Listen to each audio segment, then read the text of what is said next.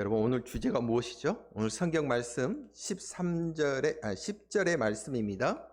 네, 내가 나된 것은 하나님 은혜로다. 아멘. 여러분, 이걸 모르는 사람은 없죠. 우리 그리스도인 중에서는. 믿는 자들은 다 이게 당연한 겁니다. 그런데 하나님의 말씀의, 이 성경 말씀의 핵심 단어, 그럼 몇 가지가 있어요. 그 중에서도 또 핵심, 뭐 달걀 중에서도 노란자, 뭐 그런 것처럼 핵심, 그러면 딱 두 단어가 나와요. 그 핵심이 뭐예요? 하나가 부활, 또 하나가 사랑이에요.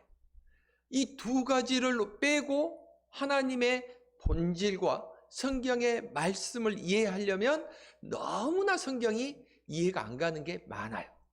그러니까 우리는 이 부활의 이 믿음이 우리 안에 가득 차 있어야 돼요. 그래서 바울은 모든 서신서에다가 이 부활과 사랑을 반드시 넣습니다. 왜? 그거 외에는 하나님의 말씀을 증거할 수가 없는 거예요. 그러니까 우리가 은혜, 뭐 능력 이런 것도 좋지만 하나님의 그 본질은 바로 부활과 사랑이에요. 그래서 고린도전서에서도 13장에 보면 사랑을 말씀하세요. 우리가 잘 알고 있는 뭐 사랑은 온유하고 뭐 오래 참고 이게 13장의 말씀이에요. 그리고 오늘 본문의 이 말씀 15장의 이 말씀부터는 부활의 말씀이에요.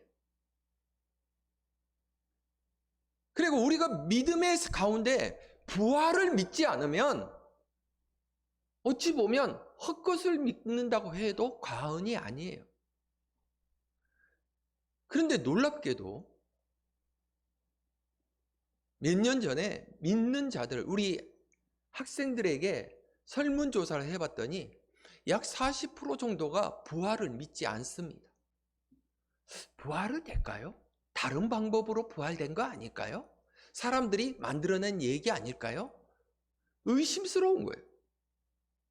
근데 이것이 지금의 문제가 아니라 2000년 전, 정확히 말하면 2100년 전쯤에, 2000년 전이죠. 2000년 전에 예수 그리스도가 활동하시던 그 공생의 기간에도 당시에 바리새파하고 사두개인들이 있어요. 그러니까 믿음의 두 산맥들이라고 보시면 돼요. 이 바리새파와 사두개인들 중에서도 바리새파들은 부활을 믿어요. 근데 사두개인들은 부활을 믿지 않아요. 그들의 교리 자체에 부활이 없다예요. 그러면 이 시대에 우리는 부활을 믿습니까? 안 믿습니까? 그럼 뭐 물어보다 많아죠. 그러면 우리는 어떤 존재예요? 바리새파의 존재, 후손들이에요. 그런데 안타깝게도 예수님은 당신의 그 공생의 기간 동안 바리새인들에게 얼마나 많은 질책을 하셨어요. 지금 예수님이 안 계신다고 우리의 이 믿음을 질책하지 않을까요?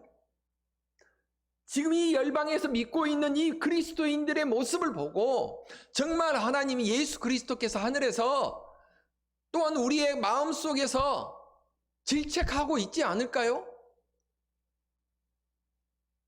우리는 그 부활의 신앙에 믿음에 합당한 삶을 살아야 된다는 거예요. 우리는 세상에 살아가면서 자기의 의지대로 살아갈 때가 많아요. 그것을 하나님이라는 하나의 포장을 해가지고 하나님이 나를 하셨어 하고 하지만 실질적으로 보면 자기의 의지가 더 많아요. 심지어는 자기가 의지대로 결정해놓고 그것을 기도한다고 기도합니다. 하나님 이렇게 하는데 맞아요? 틀려요? 그리고 응답도 안 받고 돌아서서 맞는데요? 하고 가요. 어차피 할 것을 하나님이 뭐 하려고 응답하겠어요?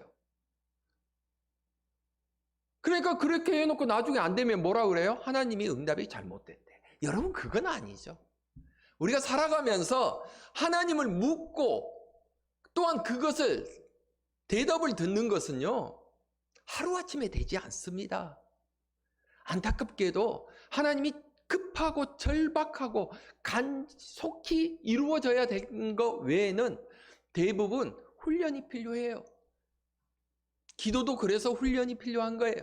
처음부터 기도 10분, 20분도 하기 힘들어요. 눈은 감았는데 온갖 잡생각이 다 난 이유가 뭐예요? 훈련을 하지 않았다는 얘기예요. 그 훈련의 결과가 지금 한국 교회의 기도가 끊어진 사건이에요. 지금 다들 기도를 안 해요. 심지어 기도원 가잖아요. 기도원 가면 10분 이상 기도를 안 합니다. 기도원임에도 불구하고 기도를 10분 이상 하지 않아요. 그러면 다들 어떻게 하느냐? 다들 각자 이제 가가지고 뭐 산에서 하고 골방에서 한다고 해요.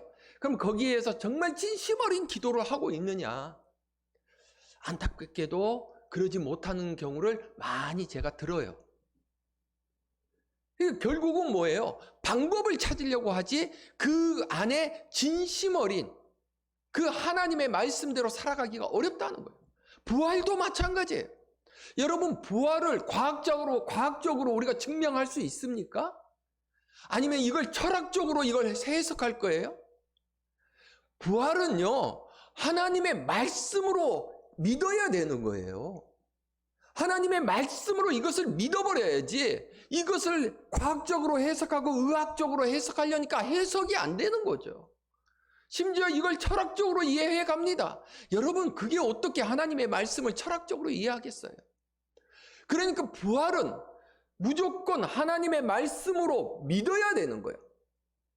그리고 오늘 본문에서도 똑같습니다. 본문의 3절에 보니까 뭐라고 그럽니까? 부활을 말씀하시는데 중간에 보니까 이는 성경대로 그리스도께서 우리 죄를 위하여 죽으셨다는 거야. 그러니까 뭐예요? 성경대로, 하나님의 말씀대로, 심지어 예수 그리스도가 하나님에도 불구하고 당신도 당신의 그 증거하는 그 말씀대로 하신다는 거예요. 그리고 다시 부활하시는 것도 4절에 보니까 뭐라 그래요? 장사 지낸 바 되셨다가 어떻게 해요? 성경대로 부활하셨다는 거예요. 여러분이 이것이 중요한 거예요. 예수 그리스도도 성경대로 살아가는데 우리가 왜 성경대로 살지 않냐는 거예요. 우리도 성경대로 살아야 된다는 거예요. 하나님의 말씀대로 살아야 된다는 거예요. 자기가 문제가 있잖아요. 그 문제를 어디에서 해답을 찾아요? 성경대로 찾으면 돼요. 그게 어려워. 그래서 성경도 읽어야 되고, 그래서 설교도 들었는 거고, 그래서 모든 하나님 앞에 기도하는 거예요. 하나님의 말씀을 알아야지 성경대로 우리가 살 거 아닙니까? 여러분이 이 성경책이 얼마나 그래서 은혜롭냐고요. 500년 전만 하더라도 성경이 없었어요. 활자 문자가 없던 시대에는 성경이 없어서 그냥 목회자들이 아니면 사도들이, 천주교 그 사도들이 그냥 하는 대로 그게 진짜인지 알고 사는 경우가 많았어요. 그 흐름이 지금까지 오고 있어요. 한국 교회에 처음에 천주교들이 들어왔어요. 그러다 보니까 천주교의 그 믿음의 방법이 바탕에서 계속 이어오는 거예요. 물론 기독교가 와서 하나님의 은혜 가운데 한국 교회가 많이 바뀌었다 하지만 그 밑에 흐르는 천주교의 그 방식이 흘러가고 있다는 거예요.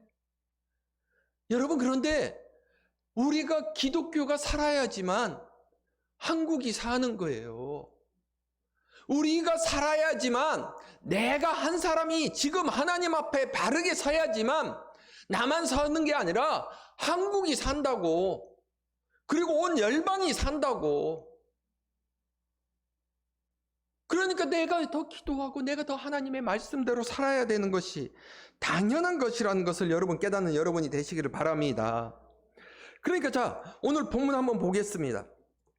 자, 예수 그리스도께서는 3절과 4절을 통해서 부활을 했어요. 어떻게 부활했다고요? 아까 뭐라고 했어요? 성경대로 부활하셨는데 그것을 어떻게 해요? 증거를 남기셔. 여러분, 잠언에서도 보면 우리가 반드시 증인을 세우라 그래요. 그 얘기는 나 혼자의 믿음이 아니라 사람들이 봤을 때 쟤는 정말 믿음이 있는 자라는 게 보여져야 되는 거야. 그러면 형식상 뭐 깨끗하고 거룩한 척 이런 것이 아니라 내 삶 자체에서 그리스도의 향기가 나타나야 되는 거예요. 그러면 사람들이 그 향기를 맡으면서 저 사람은 정말 예수를 믿고 있구나. 참 그리스도인을 믿고 있구나. 이게 나타나야 된다고요. 예수님도 어떻게 됐어요? 첫 번째 한번 보니까 5절에서 보니까 누구한테 먼저 나타나셨다고요? 게바한테. 게바가 누구예요? 베드로. 처음에 베드로에게 보이시고, 두 번째 누구한테요? 12제자. 성경과 보셔야 돼 지금. 그리고 6절에 보니까 그 다음에 누구한테 나타났어요? 500여 형제들에게. 여러분 이거 한번 생각해 보세요. 자, 예수님은 우리는 이렇게 생각합니다. 예수님이 사순절 부활하시고 40일이 지난 다음에 하늘에 승천하실 때 마가의 다락방에서 몇 명이 기도하죠? 120명. 그럼 120명만 보였다는 게 아니라 지금 누구에게 보였다고요? 500의 형제. 그러면 예수님이 숨어서 왔다 갔다 한 게 아니라 어떻게 했다고요? 그냥 보이는데 다닌 거예요. 당신이 왜 자기 자신을 숨기냐고. 왜 그리스도인들이 왜 믿음을 숨기냐고. 나 예수 믿어요라고 왜 당당하지 못해지냐고. 여러분 그게 왜 그럴까요? 내가 이 땅에서 그리스도인답게 살지 못하니까 그걸 가리는 거야. 어떤 분이, 우리 차도 그런데 어떤 분이 차에다가 무슨 교회라고 못 붙인대요. 어떤 목사님이. 왜 못 붙여요? 그랬더니 아니 내가 신호도 위반 많이 하고 운전도 좀 제가 강하게 좀 세게 운전하고 끼어들기도 잘하다 보니까 사람들이 내 차 보고 저 예수 믿는 저 교회 저 차가 저 문제라고 하니까 그걸 안 붙인대. 여러분 안 붙이는 게 현명한 거예요. 예수 그리스도의 믿음 가운데 제대로 가는 게 현명한 거예요. 근데 우리가 믿는 사람들도 똑같아요. 어디 가서 기도도 안 해. 밥 먹기 전에 혼자 있고 가족들이 있을 때는 기도하는데 사람들이 있는 데서는 기도 안 해. 왜? 자기가 믿는 것을 그들에게 알려가지고 그들이 뭐라고 그래요? 저 예수 믿는 것이 저렇게 산다고. 예수 믿는 사람이 저런 말을 한다고. 그 소리 듣기 싫으니까. 여러분 거기에 정말 하나님의 영광이 있고 그것이 하나님이 정말 기뻐하는 모습일까요? 아니겠죠. 우리의 삶을 통해서 하나님께 나타나야 되는 거예요. 그러니까 예수 그리스도도 부활하시고 당신의 그 부활을 당당하게 세상에 보이게 하시는 거예요. 믿는 자들에게 뿐만 아니라 수많은 사람들에게 보인다는 거예요. 그리고 계속 보겠습니다. 7절에 보니까 그 다음에 나타나는 게 누구예요? 야고보요. 야고보. 여기에서 야고보는 예수 그리스도의 제자가 아니라 동생 야고보예요. 우리 야고보서 성경에 있죠. 이건 동생 야고보가 기록한 성경 말씀입니다. 이 동생은 예수를 살아계실 동안은 안 믿었어요. 구세주라고. 자기 형임에도 불구하고 동생이 생각할 때는 아니 어릴 때부터 서로 밥 먹고 뒹굴고 살았던 형이 어느 날 갑자기 자기가 구세주래. 믿어지겠습니까? 안 믿어지는 거예요. 그러니까 야고보는 형이 구세주라는 걸 안 믿었어요. 언제 믿었어요? 부활을 보고. 그러니까 이 시점에서 야고보는 믿기 시작한 거야. 나의 형이 아니라 하나님이었구나. 그래서 야고보서는 어떻게 나와요? 행동이 나오는 거야. 내가 믿음이 약하다 보니 행동도 못한 거야. 형이 그렇게 예수 하나님 해도 자기는 살아있는 동안에 그 공생의 기간에 저 형이 왜 저래? 사람 데리고 저 왜 그래? 신성모독이야 하고 있었다는 거예요. 그 다음에 누구에게 보이십니까? 또 계속 보이죠? 네, 그 다음에 나오는 게 7절에서 계속 나오죠? 모든 사도들. 여러분 우리 사도 그러면 12사도를 얘기하는데 실제적으로 사도는 여기에서 제자들을 말씀하십니다. 그러면 제자들은 70인의 제자도 나오죠. 또한 예수 그리스도가 움직일 때마다 수백 명, 수천 명이 다녔어요. 오병 이어도 그래서 그렇게 나오는 거예요. 그러니까 예수 그리스도가 움직이는데 한두 사람이 움직인 게 아니에요. 지금도 예를 들어서 70명에다가 더하기 12명만 해도 82명 아닙니까? 70제자도 있었잖아요. 그들에게 복음을 증거하게 하고 하셨잖아요. 그러니까 예수님은 수많은 사람, 또 그들을 밥을 지어주는 여인들, 그래서 마리아나 이런 많은 여인들이 또 같이 동행했어요. 그렇게 지금도 한 100명이 이렇게 같이 움직이면, 우와, 저기 뭐 하는 거야 할 텐데, 그 당시에 그 많은 숫자들이 움직이는 거예요. 그들에게 다 보이셨다. 그들에게. 그 다음에 또 봅시다. 8월 1절에 보니까 그 다음에 누구에게 보였어요? 바울에게도 보였어요. 여러분, 바울에게 보였어요? 안 보였어요? 근데 사실은 이건 거짓말이에요. 성경에서 거짓말을 하니까 좀 이상한데, 예. 왜냐? 바울은 실제적으로 예수 그리스도를 보지 않았어요. 부활의 예수를 보지 않았어요. 그런데 왜 여기에서 바울은 자기 자신을 보았다? 근데 이것을 원어대로 해석을 하면 나타났다 이런 얘기예요. 그러면 바울이 예수를 다메섹에서 만났지 않았습니까? 아니, 거기에서는 빛과 음성을 들었을 뿐이지 실질적인 예수 그리스도를 보지 못했어요. 그러면 바울이 여기에서 말씀하시는 나타났다, 보았다의 뜻은 어떤 뜻이냐? 바로 바울은 우리 안에 하나님이 거하신다는 것을 나타낸 거예요. 이미 바울은 자기 안에 하나님이 계신다는 걸 안 거예요. 그러니까 우리도 지금 하나님이 우리는 본 거예요. 그런데 우리는 육신의 눈으로 보는 것만 믿잖아요. 그게 잘못됐다는 거예요. 믿음으로 보는 거예요. 우리 안에 있는 하나님을 믿는 거예요. 그 하나님의 음성을 듣고 살아야 되는 거예요. 그러니까 바울이 어떤 거예요? 나는 봤어라고 얘기할 수 있는 거예요. 당당하게. 그러면 우리도 어때요? 본 거예요. 본 하나님, 살아계신 하나님을 우리는 믿어야 되는 거예요. 그런데 한번 봅시다. 이 바울이 이제부터가 문제예요. 바울이 문제가 아니라 이제부터 바울이 어떤 말씀을 하시는지 우리 8절 한번 다 같이 읽겠습니다. 맨 나중에 만삭되지 못하여, 여러분 만삭되지 못하여서 난 자는 어떤 자? 그러니까 그것은 비하한 말이 아닙니다. 만삭되지 못했다는 것은 부족한 자라는 얘기예요. 그러니까 자기 자신이 부족한 자라는 거예요. 여러분, 바울은 절대 부족한 자가 아닙니다. 그 집안은 엄청나게 부요한 자고, 또한 그 부요한 가정에서 공부를 무진장 많이 했어요. 철학뿐만 아니라 수많은 공부를 했고, 그 중에 어떤 공부도 했냐면 바로 기독교, 유대, 구약의 성경도 보았어요. 그러니까 율법에 대해서도 그냥 빠삭하고 세상 모든 게 빠삭한 거예요. 이렇게 한 사람이 부족한 자라고요? 그 말이 안 되죠. 그런데 자기 자신을 뭐라 그랬다고요? 부족한 자라고 했어요. 또 9절에서 보니까 뭐라 그럽니까? 9절에서 보니까 나는 사도 중에 가장 작은 자라. 사도 중에 자기를 가장 작은 자라. 여러분, 이것은 단순히 우리가 입으로 고백하는 그냥 겸손이 아닙니다. 바울은 자기 자신을 고린도 교회뿐만 아니라 다른 교회의 서신서에도 자기 자신을 이렇게 말씀하세요. 에베소 교회에도 3장 8절에서 이렇게 말씀하세요. 모든 성도 중에 지극히 작은 자보다 더 작은 자라, 자기를. 성도 중에서, 사도 중에서도 아니고 이제는 성도 중에서도 자기가 가장 작은 자라고 표현해요. 심지어 디모데전서 1장 15절에서는 죄인 중에 내가 괴수라. 여러분, 우리는 그런 마음이 사실은 말로는 하는데 자기 자신을 높이려고만 합니다.